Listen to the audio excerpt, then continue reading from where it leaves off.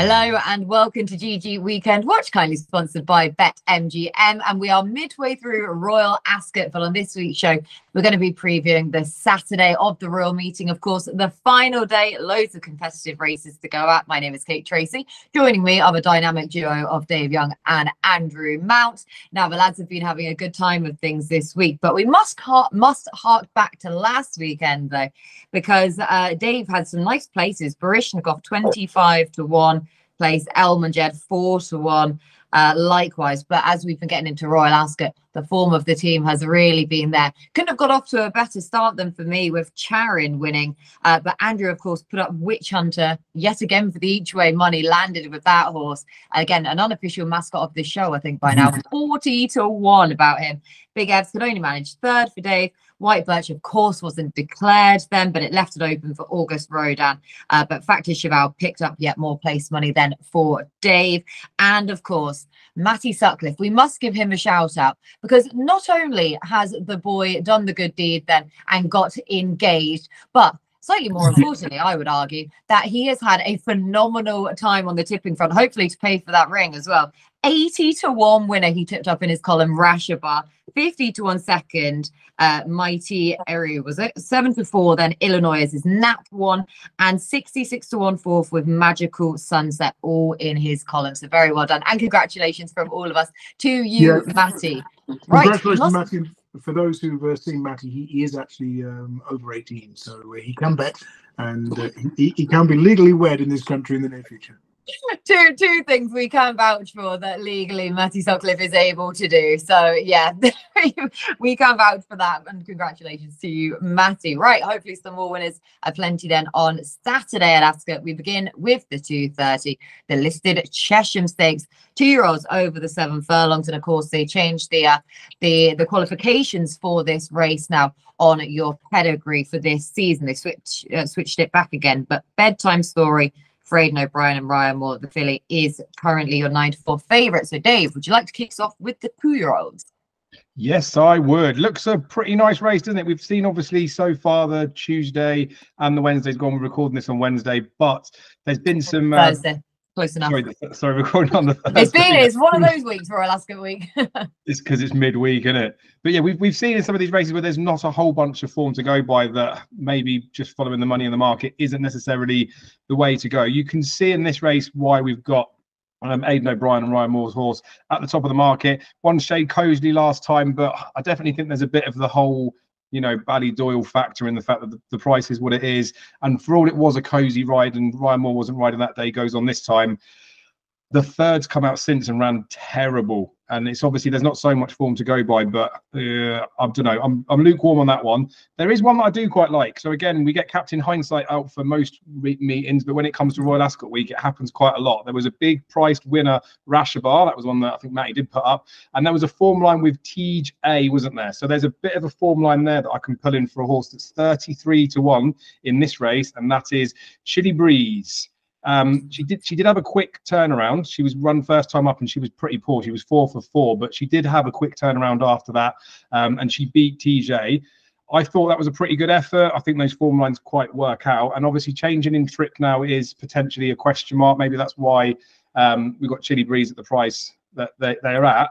But Chili Breeze's uncle is Holloway Boy, that won the Chesham Stakes, didn't he? First time up on a race course. So from a breeding perspective, the trip shouldn't be a problem if we're using that as a line. And also that was on good to firm ground as well. So that would be another part that would be in there.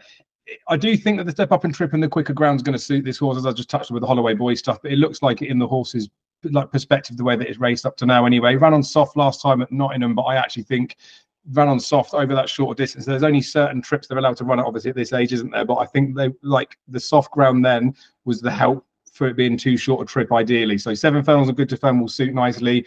In a race where there's not much form to go by, I do think there's just so many positives I can make for Chili Breeze. I can sell a good story at 33-1. I'll definitely have a play on that. So Chili Breeze is my way into the opener.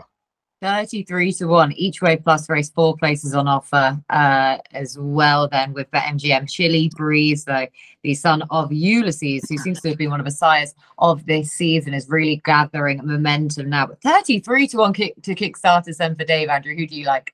Yeah, I've got a short list of 4. The favourite Bedtime Story, who won the same Leopardstown Maiden as did September, who won this race second time out in 2015. It's worth remembering that he was the stable second string that day. He was a 5-to-1 shot. He's come from midfield on the pace favouring track, and he's overhauled. She, I should say, has overhauled the the odds-on stable mate as well. So that was quite impressive. I thought she's certainly one for the place pop. Harvey was semi-interesting, first time out. For Peter Chapel-Hyam. The Dam did win on her debut. Motta Wahij, of course, was second in the Catalyse race at Hamilton, and because we've seen that form boosted by Catalyse at Royal Ascot earlier this week. He was very green that day, and was an 8-to-1 shot, so should improve for that. The one I'm going to go for, though, is Pentle Bay for the George Bowie yard, coming out of stall 11. This one was a winner at Leicester first time out. Big field that day, 14 runners. Generally at Leicester on the straight course, you want to be drawn sort of low to middle, down the far side to middle of the track. And I'd sort of dismiss Pentle Bay based on the draw. And he's come from off the pace and won very comfortably under Jamie. Well, I'd say won by a head, but a sort of a snug head basically, given the position he had on the track. I thought it was an impressive win, so I thought there'd be plenty more to come. Given George Bowie's strike rate as well, running about 40% from a big sample size in the last couple of weeks, I thought Pentle Bay could be the value here at about 10-to-1. I was going to say 10-to-1 then for the unbeaten from one start, Pentle Bay, George Bowie and Tom Marquand. Right, that was the Chesham. We move on to the next race, the 3:05, the Group 2 Hardwicke Stakes for the 4-year-olds and over a mile 4. Continuous on his reappearance start is the 13-to-8 market leader. Middle Earth next in, Desert Hero for the King and Queen at 13-2, 9-to-1 bar about the remainder. So, Andrew, what are we doing with this one? Yeah, it's tricky because it's quite difficult to pick holes in Continuous. The Ledger winner, a 5th in the Arc when we last saw him. Been off the track for 265 days. I suppose that could be the angle to take him on with. Middle Earth disappointed in the Ledger, but hated the soft ground, and he's been aimed at the Melbourne Cup. Was a winner on his reappearance. I think the idea is to sort of have a go here and then rest him before that autumn campaign. Desert Hero I don't like because of the ground. I think he needs it softer. The one I was sort of semi-interested in, based on the prices for it, was Isle of Jura for George Scott, who, because has been sort of winning so well in Bahrain, returned to win a listed race at Goodwood, and I thought stepping back up to a mile and a half on very fast ground, which is what he needs. He could perhaps be the each way call around about 9 or 10-to-1. Candleford wasn't out of it either if he reverts to hold up tactics. He made the running at the Curragh last time in a small field, but I think that was just down to the tactical nous of Ryan Moore. When Candleford did win here, he was ridden patiently, so I'm expecting William Buick to perhaps hold on to him more this time. But I'll go at Isle of Jura in a tricky race. 9-to-1 then, Isle of Jura. Definitely going to get the ground well, hopefully the ground that he wants. Taking on those at the head of the market is Andrew. Dave, you doing likewise?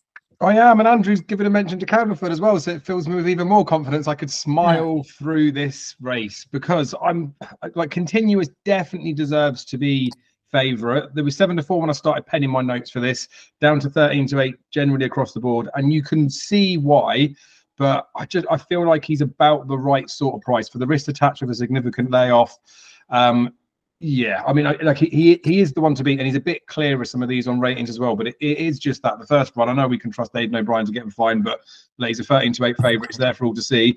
Middle Earth, I did obviously mention him as like a horse we liked last time as well. A little bit annoyed at myself that I didn't actually have a bet on him that day. He won nicely, didn't he? But like Andrew said, the Melbourne Cup's up in there. I think he could come on from that run, but I do think this is just more like a bit of just big race experience for a later day. He posted an RPR of 117 last time, which was a career high, but last season he was putting in like 113. So I know they've got official ratings where Middle Earth would look like a lot better than he was last year, but it was a good run last time. I don't think it was as good as the BHA handicappers made it. So yeah, Candleford, I've already alluded to, he's going to be the one I'm going to put up. There's 3 spots that are up for grabs.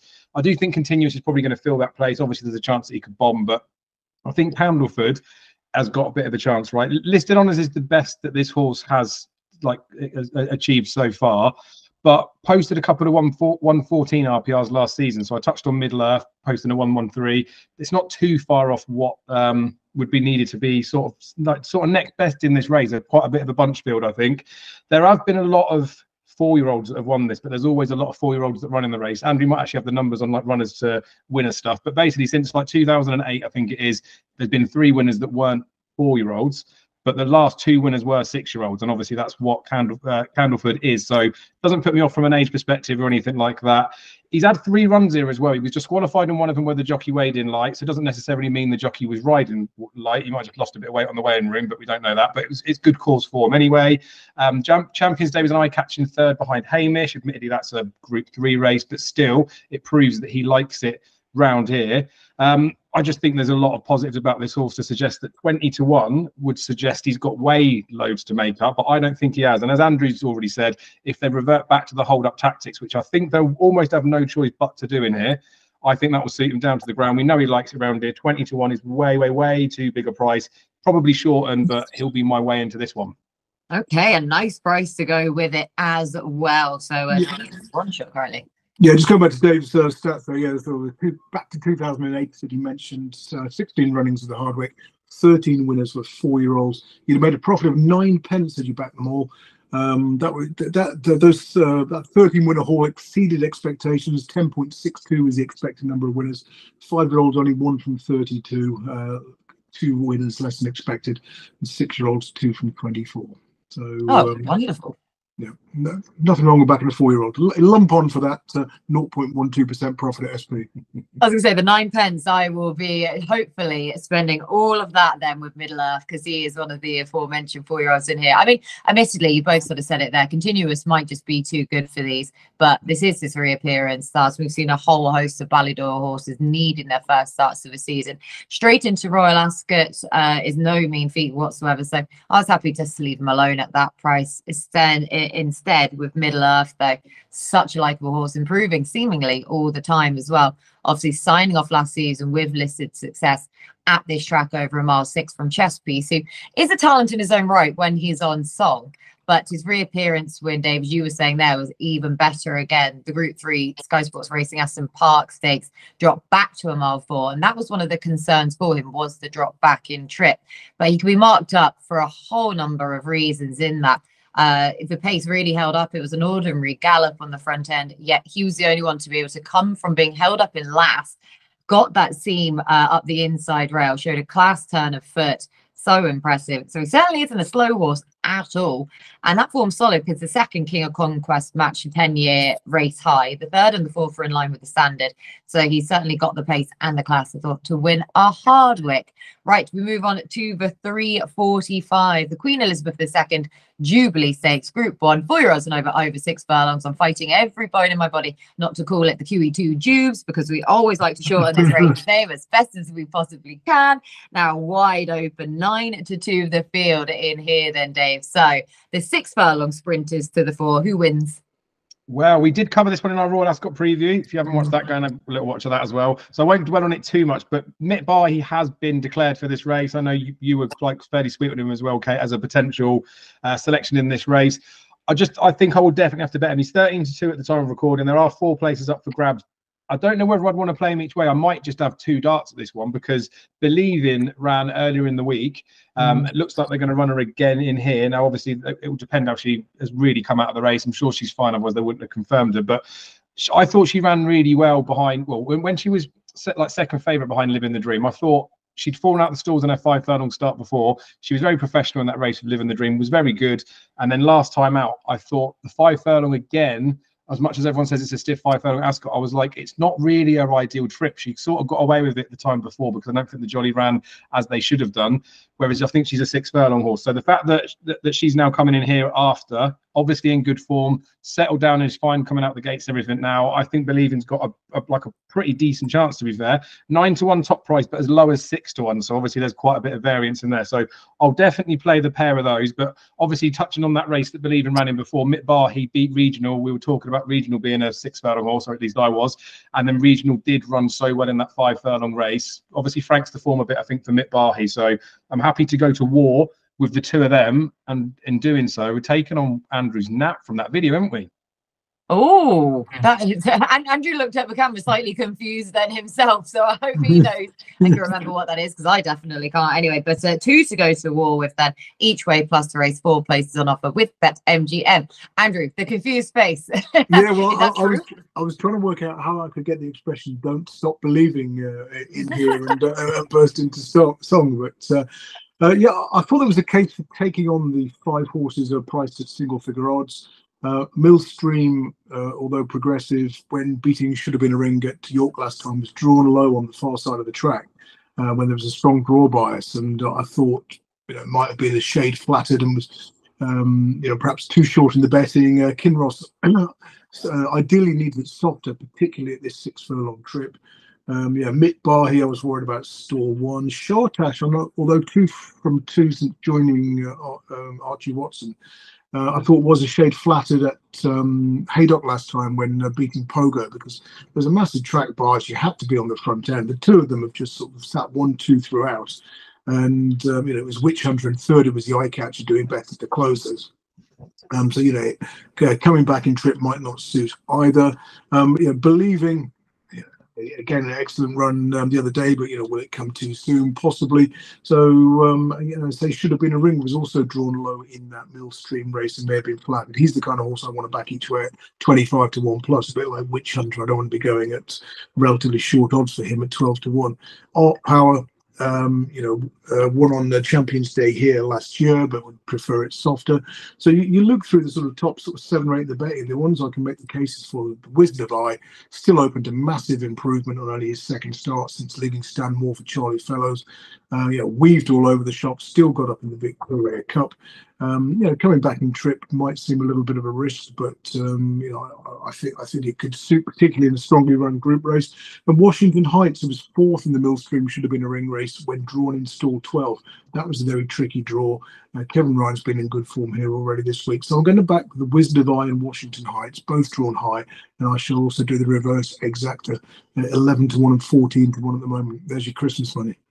Yeah, happy days. Yeah, 14 to 1 Washington Heights, the Wizard of Eye, and 11s. I am going to stick with Mitt Barhi, as Dave was saying there. Let's put him up on our preview show, and I'm not about to desert him now, despite being drawn in 1, which, as Andrew was just touching upon there, I'm not totally keen on. I'm totally sold on here. But of course, it is a fascinating contest, wide open. But I do doubt the strength and depth over this trip and who's actually going to be suited to it. I made the case beforehand that Kinross, I love this horse. He probably is my favorite flat horse in training, but to see him in here over 6 furlongs on his reappearance on quick ground rather than any juice in it, it wouldn't be for me. Millstream, very good at York, but I don't really wasn't a big fan of that form. It was a Group 2, obviously, though, but it still needs to step forwards in line with the Jubilee. Shartash is clearly improving all the time, but and obviously absolutely thriving. But he's also caught the eye of Wafdan Racing. But this is a fair step forward from listed company into a Group 1. So Mitt Barhi is just solid, really. Only the 3 starts so far for Charlie Hills, previously with Roger Varian, 8th of 17 in the King's Stand last year. Gained a listed success at Chesham and signing off for that year, but obviously bounced right back to it in the Group 2 Greenland Stakes over 6 furlongs last time out. He marked up for a number of reasons, missed the break. He tends to be ridden off the pace anyway. That will suit this track. And he quickened really well to win over a stiff 6 furlongs for the first time. I thought that was probably the best piece of recent form in this race. Right, we move on to the 425, the Group 3 Jersey Stakes now.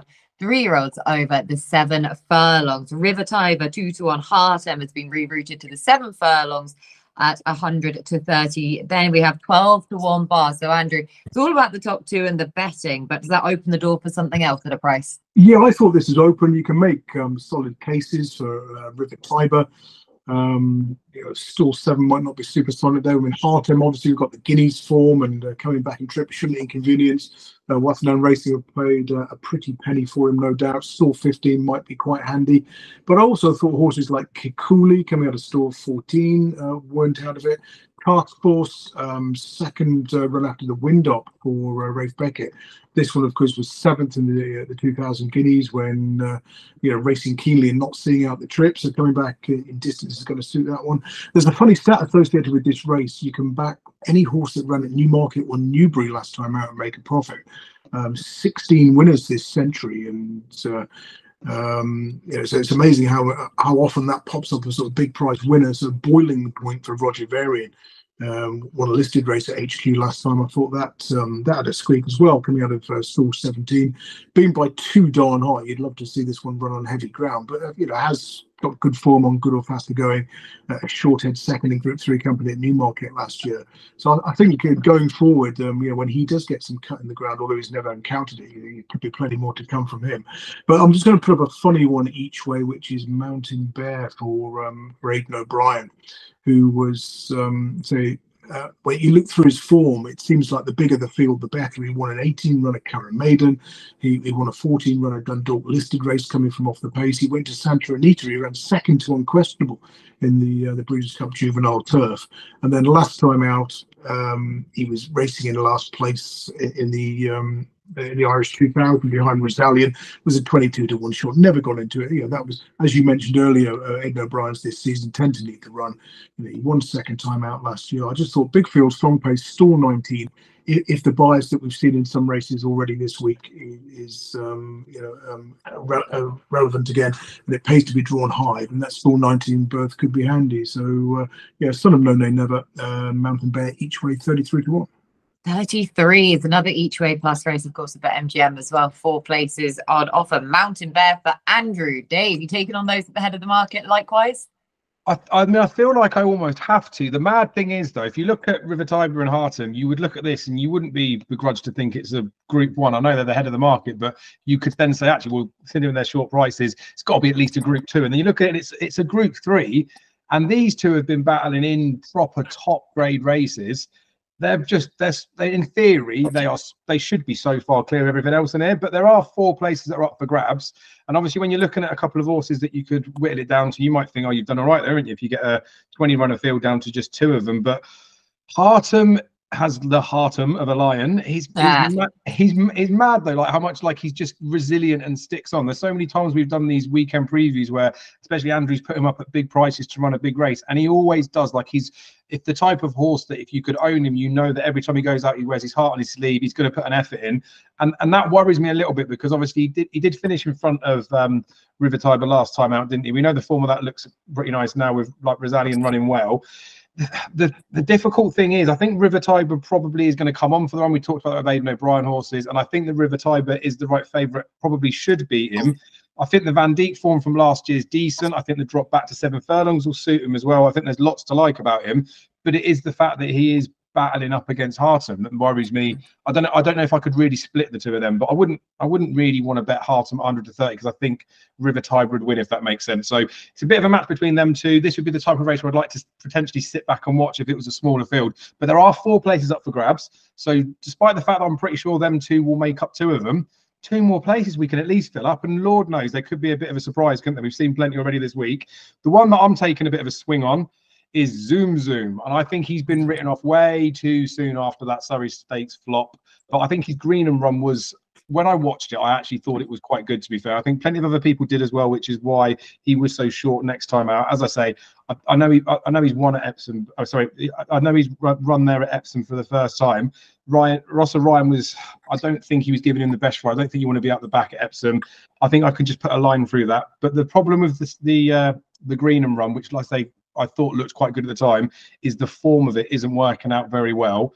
But I'm happy to treat him in his own right. I think he could, like, I don't know. I think I can take him in isolation with that one, because I still remember watching it and thinking that I thought he looked like he was quite good. Can't believe he's as big as 33s. He wouldn't have been had he have not flopped last time at Epsom. Being up Zoustar as well, I feel like good to firm ground won't necessarily be a problem for him. I know his mum, I think, probably wanted softer ground, but I think he's got a bit of a chance. He has run on heavy before. That's when he's had his winning, but I don't think he needs that ground. So line through the last run, trust my eyes on the run before, and just accept that the form of that race is pants, but hopefully it isn't. 33-to-1's a big enough price for me to take a chance on him, but it'll be a small stakes chance. Excited to watch it. So excited to watch this. But another then at a big price, another one worth a chance of each way plus race that is with BetMGM. I was also thinking along similar lines where I was happy just to watch River Tiber and Harton potentially fight this out for the win. Of course, Harton's got to give River Tiber that £3 as well, and I love Harton so much. But yeah, I didn't want to be getting involved with either of those two at the prices because no doubt I just land on the wrong one. And 7 furlongs are my favorite types of races because we get such specialists in this division. But yeah, I did still want to see Harton in the St James's Palace. I mean, it's obviously been well done by connections because I won the race anyway. But over the mile, but 7 furlongs, I just have those slight doubts about him, but he'll give his all no matter what. So I was looking for the 7 furlong specialists at a bigger each way play, and that comes in the aforementioned form of Boiling Point. So I was sort of giving it a little fist pump here when Andrew brought him up. So I was delighted with that straight away to team me up. He's only had the one run, which hasn't been over 7 furlongs. That was in a 1 mile maiden, just his second ever outing, beaten as a 5 to 6 favourite then. But both his career wins have come over the 7, including last time out, which was at Newmarket in a listed race. Good to firm ground as well, where, like I say, in comparison to his pedigree, he's actually grand on a quick surface from what he's been showing, so won't bother him whatsoever on Saturday. And this has been the aim for him since last time out, been saved for it since the 3rd of May. Stiff 6 furlongs right up his street. 7 furlong specialist. I don't want to dismiss him despite having enough to find on figures with the favourites. Right, onto the 5:05 then at Ascot, the Wokingham Stakes Heritage Handicap. 0 to 110 contest, 3-year-olds and over 6 furlongs, 9 to 1 the field, Dave. So there you go. Yeah, thanks. 9 to 1 the field, and we've got a number of these that are declared in other races. So who knows which one's going to turn up. So I was able to whittle down the field a little bit. This definitely looks like a place pot buster. Looks like the type of race where you could probably try and make a case for quite a few of them. Intertwining form lines, which always hurts my head because I start to make a case for one from the form line. Then the more I delve into it, I'm like, oh, but maybe this one. Oh, but maybe this one. And then I forget which one I started with. But the one that I did start with here and was happy to stay with, strangely, is Mum's Tipple. And I say strangely because we'd all remember many years ago winning at York and was offered multi millions of pounds for this, and then he's just never really fulfilled his promise after. But I think he's still carrying a bit of that tag around him where people just think he's a bit of a disappointment, although I think he's actually going all right this season. We've got Sean Levy booked up to ride, which is definitely a positive in my eyes. Last time Sean rode him was this season. Admittedly, it was 7 furlongs on the all-weather at Kempton. It was only beaten ahead. Different ratings on the all-weather to the flat stuff, so we'll be racing here off a £7 lower. But also when he ran at Newmarket, it was when Desert Cop won. There was he looked like a very well handicapped Desert Cop in there. There's about a £7 swing between those two now, 2.25 lengths. Mum's Tipple was behind, but Ryan Moore took the ride that day. That was on good ground. That was at 6 furlongs, and I think that was a pretty reasonable effort. So the horse has got form at Ascot before that race where he lit up the scene at York. He won first time up at this track. I think there's just lots of positives for the horse in the sphere of this race where I know he's been kept busy, but the big races, well, the last those couple of runs, the one with Sean Levy and the one with Ryan Moore shows the horse is in pretty good heart. I'd have thought they'd have had half an eye on something like this, but with the fact that they're such big fields and you do need luck in running, you can't really just pin yourself down to saying I'm going to win this particular big race handicap. I think you've got to throw your hat in the ring for a few of them. That's what that was at Epsom. I think that was just an idea to go forward for it, but Ascot will suit the horse so much better. There's 20 to 1 about this horse with 6 places up for grabs. That feels like my kind of bet, and I know we need some luck in these races and then you need a little bit more, but I think 20 to 1's a bit of an overreaction, and I think this one will shorten quite a bit.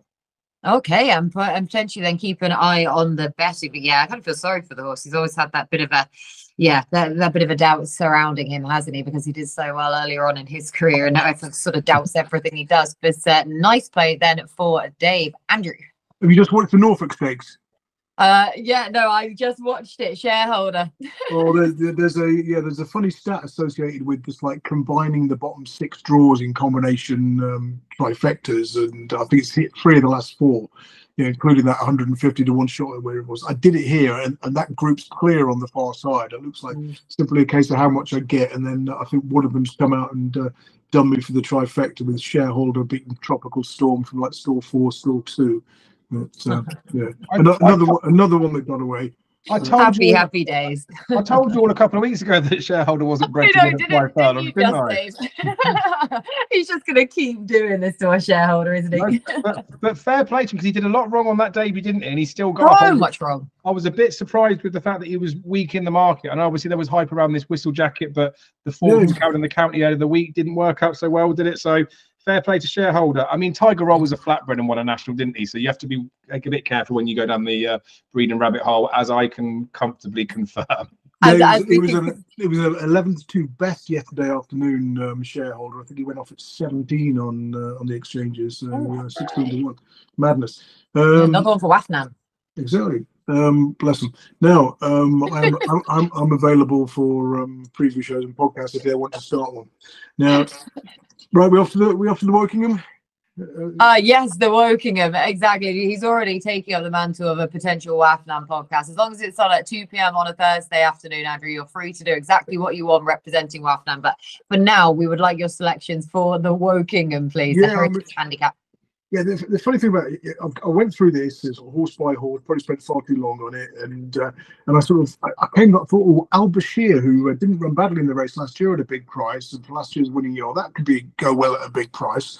But then gone to the bet, his favourite 9-1. So coming out of stall 31, certainly on the short list, as was a funny one, Wadeo, number 13, for Jamie Osborne. Jamie Osborne's got a good record with the horse on the handicap debut. This one's gelded since we last saw him. Has also changed yards. He's coming out of stall 27. So looking at those two, I might end up doing a bit of a sort of high draw combination exacta and trifecta bet. Strike Red is another one that might go well for Richard Farr. He's stall 19, who's a horse I sort of gone over a cliff with and had the theory that he was always best on stiff tracks, and he can miss the break, and that might be a bit of a worry. Glenn Finnan was interesting of those on the far side, coming out of stall 4 for Michael Dodds.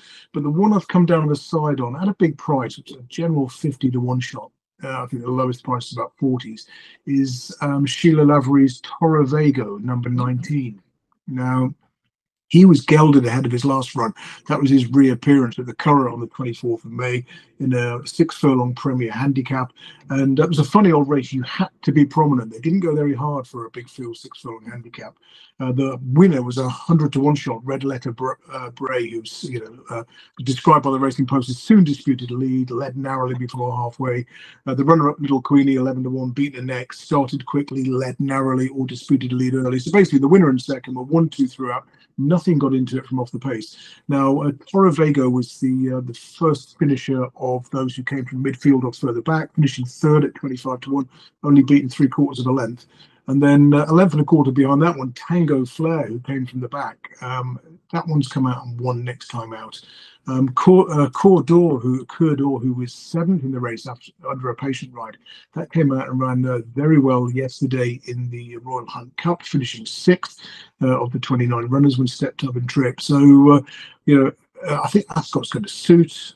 Open to improvement. This is only his 9th career start. He's only won a maiden, but just on the strength of that good run against the bias at the Curragh and a race that's working out. It's by Luck de Vega, a sire with a good record on good firm ground.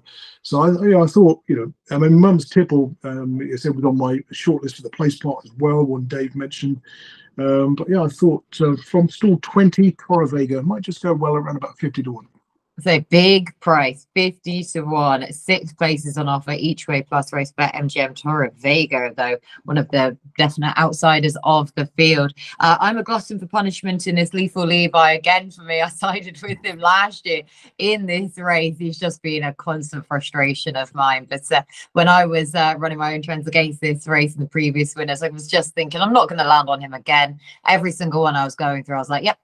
What do you know? There you go. Lethal Levi yet again for me. But to be fair, when he was 20-1 for this race last year, he actually ran better than it reads. He finished 15th, but he's only beaten 6.5 lengths. 7th of 17 in his group. And as I say, he's one of my unofficial mascots now. But finally, he got his head back in front last time out. Was I on him? No. Was I heck? But it was still good to see, though, all the same. And he might just be one of those horses who takes a huge confidence boost gaining a success, first time blinkers making a difference. I just hope he doesn't go forwards in the same manner that he did last time out. This race tends to go to horses ridden with that bit more restraint, and he smashed the course record by 1 second last time out as well. So I prefer to take him to take a lead, but I think that he's a pretty big price, all things. And Ali's Dancer, I wouldn't be dismissing him at about a similar price of 20 to 1 then as well. He at least is ridden in contrasting styles to Lethal Levi if they go on the base of how they ran last time out. And I can forgive him for Epsom. I can forgive any horse not running well at Epsom. That was his first go at the track and he hated every second of it. So couple then for me in the Wokingham.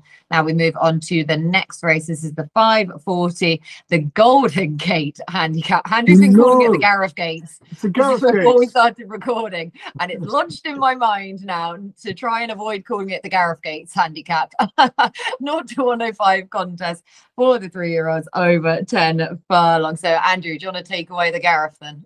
Yeah, this is only the 5th running of the Gareth. And now the previous 4 runnings of this race have all gone to colts who were drawn in stall 7 or higher. Now, if you bet those blind, you'd have found 4 winners from 24 bets, made a profit of £29 to a £1 level stake at SP. Now, last year, this produced the 1st, 2nd and 3rd, 20 to 1, 9 to 2 and 9 to 2 from 7 qualifiers. 2 years ago, there were 5 qualifiers. And they produced the 1, 2, 3 again, 5 to 2, 40 to 1, and 12 to 1. So that's certainly an angle to look at when you're looking at total exactas and trifectas. Now, generally speaking as well, we're on the round course at Ascot. You want to be coming from off the pace. I've been through the running styles of most of these. There's an awful lot of pace here. Certainly a lot of horses who made all when winning or running well last time out. So, obviously some of those wins came in small fields. There's no guarantee they're going to try and repeat those tactics. But I'd worry about, I think, look at the horses in stalls 1 to 6. I think they're all geldings and they're all poorly drawn. That includes Approval as well, one of the favourites for William Haggis, who I think was made all when winning last time out. That was a Windsor. Yeah, started quickly, made all. So that running style, that draw, the fact he's a gelding, not a colt, could count against him. Old Faithful is a stats qualifier for Aidan O'Brien, Ryan Moore, and Sayunis as well have got a good record on fast ground at Ascot. But I'm going to go for that bigger price, and it's Arabic Legend for Carl Burke, who was only 8th last time out, beaten by 13.5 lengths, but that was in the Lingfield Derby trial behind Ambiente Friendly and Illinois Maidan in 3rd. The Euphrates was 4th. I fancy that one to run quite well in the 540 at Ascot on Friday, despite being 40 to 1. So, yeah, just Arabic Legend coming out of stall 15 could go well at the price. 20 to 1 for that man, Carl Burke, Clifford Lee then, and this is another each way plus race. 5 places on offer. Dave, I dare say we will need all 5 of those as well, but another big price one for Andrew.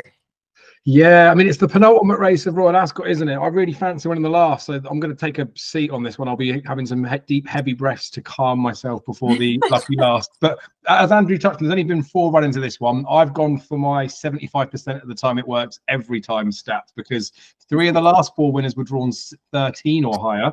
3 of the last 4 winners had won this season, and 3 of the last 4 winners had an official rating between 90 and 95. The only horse who ticks all those boxes is the 5 to 2 favourite, Hand of God, and he is mightily short, given the fact that, like Andrew said, there's a lot of pace on this race, and he's been making order. He's been prominent in his races. There's also a line with him in Cambridge where, admittedly, he's getting £9 from Cambridge, but Cambridge won on good to firm that day, and I think that there's enough in the conditions in there to suggest that maybe they can't reverse the form. Ryan Moore's not on Cambridge, though. He's riding Old Faithful, so then that throws another spanner in the works that Ryan Moore knows far more than any of us do. I thought Portsmouth looked quite good at Epsom when I thought he was coming to win the race, to be fair, when Persica won. Persica just pulled away loads more after. Looked pretty good, to be fair. I know that Portsmouth had won at Epsom before, but I just thought he was a little bit free that day, so upgraded him a little bit. That should probably be enough to recoup the £4 that he's been risen, but I don't know whether he's now well handicapped or not. But we're going to get a bit of form lines with that Persica bit, aren't we? Because he runs against, he runs this week. We've got King's Gambit's a short price favourite today as well. So I don't know, it could come out okay, but they're relatively short. I suppose the fact that Hand of God is as short as he is, I mean, he's top price 7 to 2, probably speaks volumes, which is why I'm tempted just to step away, because there's a logical part of my head that says he can't be betting him in that short, and there's another part of my head that says he probably is the most likely winner. So why are you trying to find something to beat him? I know there's 5 places up for grabs. I couldn't really make a strong enough case of saying at a bigger price. So we'll leave it to Andrew Mount's Arabic legend to get us out of it in the penultimate race. Okay, as you compose yourself and take that deep breath, ready to go in the lucky last of Royal Ascot. So, Dave, I will head to you then first for the 6:15. This is the Queen Alexandra Stakes conditions race, 4-year-olds and over 2 mile, 5.5 furlong. So we're getting the most out of our final race as ever then, Dave. But yeah, you say you like one in here, so I'm intrigued. I mean, I think it's easy, this race, and I'm a bit bemused with the price. And obviously, you have to be a little bit careful with those types of things because sometimes the market knows more. I mean, the market often knows more than I do, to be fair. But I'm just going to wind it around a little bit. Today's obviously we've got the Ascot Gold Cup, so we don't know what's happened in the race. I'm a bit negative on Kyprios for the fact that it is a Grade 1 and it looks competitive in there. But Queenstown's run behind Kyprios the last couple of times, I think, has run pretty well, to be honest with you. And in the grand scheme of Kyprios being really fancied for a Group 1 and then Queenstown running in here, I don't understand why he's not miles clear, because look, the ones he's been running against, Dawn Rising and Run for Oscar, they were miles behind in that vintage crop stake. And I know they were both probably just out for days out and hopefully get a couple of pounds down to be in a better mark for this particular race. They were being saved for it. Obviously, Dawn Rising took it last year, didn't he? And I like Dawn Rising last year for Albert Bartlett to come in, but I don't think he's coming in the same sort of form. And I know trainers now to prep horses, but I don't see how the form gets reversed. I think Queenstown just looks pretty obvious. I think Queenstown will, I don't want to say definitely win this race because I know it annoys people when I say that, but I think Queenstown should be, especially when they get beat, Dave. Yeah, and they have been getting beat a lot, to be fair. But I think Queenstown should be a hell of a lot shorter. So these would be the type of bets when it comes to these Saturday racing. There'll be times when there's like, I guess, an opportunity to be a bit more confident. In my opinion, this horse should be sub 2 to 1, I think. And again, I'll redo it in a bit more depth after, just to double check those type of things before I go steaming in, because it looks like a good value bet to me. But I think the price is massively wrong, which is why I'm so bullish on him. I think Queenstown should be shorter. 7-2 about him at the time of recording just looks massive.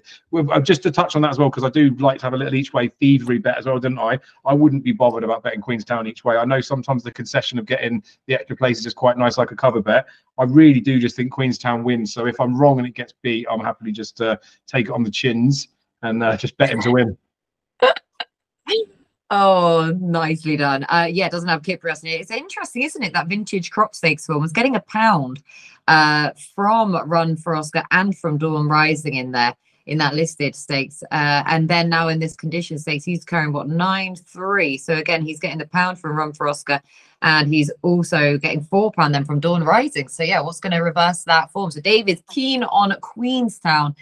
Andrew, have you got a strong opinion? Yeah, I've got a strong opinion. Both Trushan and Tashkent will be pulled out because of a suitable yes. ground. Yes. And so yeah, obviously, if you're betting now, bear in mind they're sort of best price 17 to 2 and 10 to 1, so you will get rule forward. You'll probably see those shortened up just so they get a bigger rule for these cheeky bookies. You know what they're like. And another match bet Trushan to get pulled out before Tashkent, maybe 11:13 a.m. But that's all I've got to offer on the race. Wonderful. The times of the non-runners then in our final race, to be fair. Yeah, I mean, best will in the world. It ain't going to happen, is it?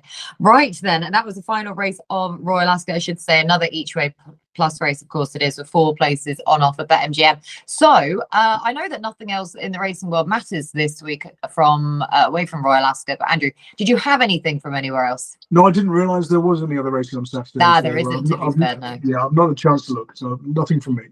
No problem. I'm amazed you didn't take in Down Royal or Limerick or Redcar, to be honest. Dave, anything for anywhere else? Not horse racing, but I'll give a good mention to the dogs again. It's the semi-finals of the Ground Derby. Kicks off about 6:30, so straight after Ascot, after we've collected the coins on what could potentially might be my nap. Who knows, might spoil it there. There'll be some decent dog action to get stuck into as well. Enjoy it. Are you going, Dave? I won't. No, I'm in Geneva this weekend. Oh, I was going to say, if you're going, you see Lester Thorpe, tell him to give me the money you owe me. And Andrew's getting a weird little thumbs up emoji over his shoulder, so he definitely agreed with that one all the same. Right then, nap. So Dave, if it's not Queenstown now, I will be very surprised. You've pulled the wool, if not. Yeah, 100% Queenstown. One of the best bets of the week, I'd imagine. Oh, one of the best bets of the week. Saving it till the lucky last thing for Dave. Andrew, your nap. I'll go for Torre Vega in the Wokingham, 50 to 1, Ichiwazi. Ichi Wazy, nicely done. You're allowed that. And I will just go then Mitt Bahi in the QE2 Jubes at 3:45 over the 6 furlongs at Group 1 contest. Right. That is everything from us on this week's show. So thank you so much to Andrew and today for all of their hard work throughout the entirety of Royal Ascot Week as well into Saturday. Thank you so much to our sponsors, BetMGM. Thank you to you for watching. Hopefully you've enjoyed all the action so far and you'll continue to enjoy the action on Saturday. Best of luck.